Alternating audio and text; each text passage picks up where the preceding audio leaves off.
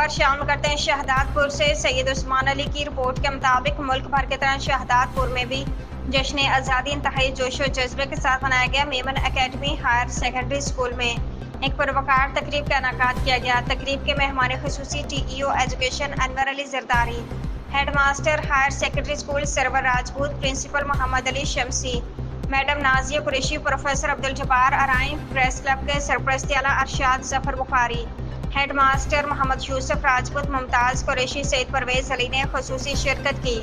تقریب سے خطاب کرتے مقررین اور طلبہ طالبات نے ملی جوش و جذبے کے ساتھ پاکستان بنانے والوں اور پاک فوج کی قربانیوں کو خراج تحسین پیش کیا۔ 14 اگست کی اہمیت پر پرجوش تقاریر کی۔ تقریر کا مقصد یوم آزادی کی قربانیوں کی یاد دلانا۔ اس موقع پر طلبہ اور طالبات نے مارکہ حق فلسطینیوں پر مظالم پر خاکے پیش کیے۔